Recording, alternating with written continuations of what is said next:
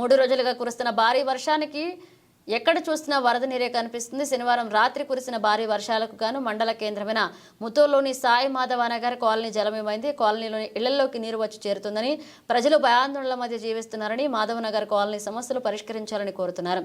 పలుమార్లు అధికారులు విన్నవించిన సమస్యను పరిష్కరించలేని, ఇప్పటికైనా సమస్యను పరిష్కరించాలని కోరుతున్నారు. అటు మహాత్మా జ్యోతిబా ఫులే పాఠశాల 5, 6, 7 తరగతుల విద్యార్థులు ఇంటికి తరలి వెళ్లారు.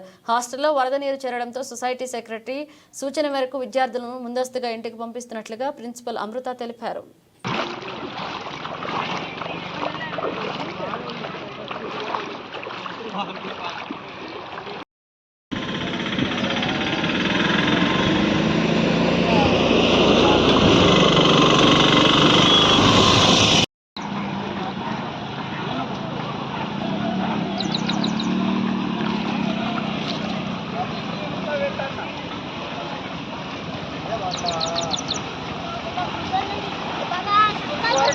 पानी बघा रेसिपी करायला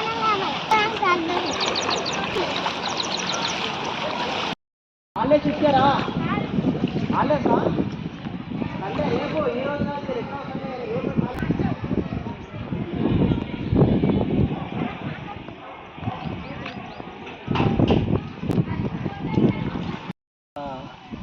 ప్రభుత్వం ఉన్నప్పుడు ఎన్నోసార్లు వచ్చి చూసిండ్రు వెళ్ళిపోయారు. ఈ సంవత్సరం కూడా ప్రతి సంవత్సరం ఇట్లనే ఇంటికి వరకు ఒకటే రోజు 1 అవర్ వర్షంకి ఎట్లా ఉన్నది. ఒకవేళ వర్షాకాలం అయితే ఎట్లా అసలు ఇంటికి పోవస్తలేదు రాస్తలేదు. పక్కనే హాస్టల్ ఉన్నది. హాస్టల్లో పక్కనే వాళ్ళ పిల్లలు కానీ వాళ్ళ పేరెంట్స్ వచ్చినా కూడా ఇబ్బంది. మొత్తం పందులు, వాటరు అదంతా వాళ్ళ దోమలు. ఇప్పుడు ముందే రోగాల కుప్ప. ఇప్పుడు ఎట్లా కావాలి పరిస్థితి? ఇట్లా ఏమో పట్టించుకుని నాదుడు మొన్న ఎమ్మెల్యే సాబ్ వచ్చిండు, చూసిండు, వెళ్ళిపోయాడు. అంతే. ఏం చేస్తారు? అంతే సార్. మేము తెలంగాణలోని నిర్మల్ జిల్లా ముదోల్ మండల కేంద్రమైన ముదోల్ గ్రామంలో గత సాయి మాధవ నగర్ కాలనీలో గత 14 సంవత్సరాలుగా ఇక్కడ నివాసాలు ఏర్పరచుకొని నివసిస్తున్నాము. 14 సంవత్సరాల నుంచి కూడా ప్రతి సంవత్సరం వర్షాకాలం రాగానే మా పరిస్థితి ఇలా ఉంటుంది. ఎప్పుడు చిన్నపాటి ఈరోజు ఒక 30 నిమిషాలు మాత్రమే వర్షం పడ్డది. ఈ 30 నిమిషాల వర్షానికి రోడ్డు పైన మొత్తం ఈ మోకాలు మట్టి నీళ్ళల్లో మేము కూరుకుపోవడం జరిగింది.